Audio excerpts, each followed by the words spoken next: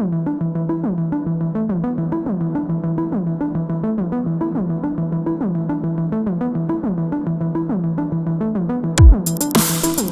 this sixth module, we are discussing weak interactions. In this fifth video, we'll talk about the properties of the W bosons, which transmit the charged weak force and are responsible for weak decays. After following this video, you will know the W couplings to matter and forces, the mass of the W bosons, and the various ways to measure it. In video 6.3, we already defined the couplings of the W's to matter, and in video 6.4, we have reviewed the method to measure the Fermi constant, which applies to processes with Q² much smaller than the square of the mass of the W, and thus defines the intensity of weak interactions at low energy.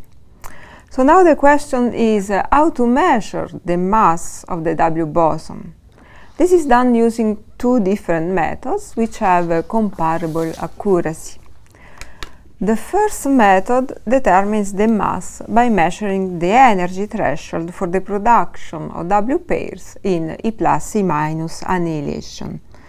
We already noted that the vector bosons W and Z themselves carry electroweak charges. W plus and minus have an electric charge, and both W plus and minus and Z have a non-zero weak isospin. There is thus an interaction vertex among electroweak bosons with the couplings indicated here. These vertices fix the values of the electroweak couplings in a unique manner and at the same time for interaction between bosons and between fermions and bosons.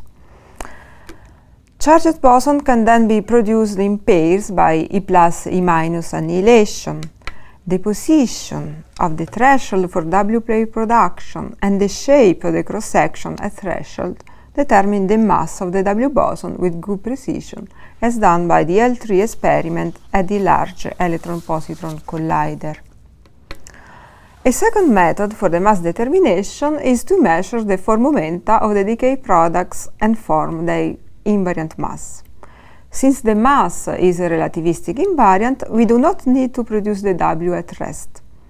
For two-body decays at high energy, this means measuring energy and direction of the particles. The example shows here an event of a W plus decaying into a positron and an electron neutrino seen by the Atlas experiment at the Large Hadron Collider. The high-energy positron is shown by the yellow track in the central detector, and the corresponding energy deposition in the calorimeter, also shown in yellow. The neutrino, the second decay product of the W+, leaves no trace in the detector, but manifests itself as missing energy and momentum. The momentum balance is indeed only guaranteed in the plane transverse to the beam. Because gluons and quarks carry a variable fraction xbj of the incident proton momentum, as we discussed in Module 5. However, analyzing the kinematics in the transverse plane alone allows for a good precision measurement of the W mass. The results of the two methods are in good agreement and can be averaged because they are independent.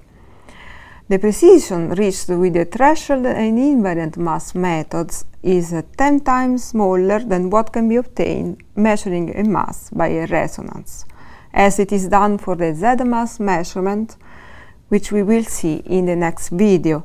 In fact, in the next video, Martin will talk about the properties of the Z bosons, which transmits the weak neutral interaction.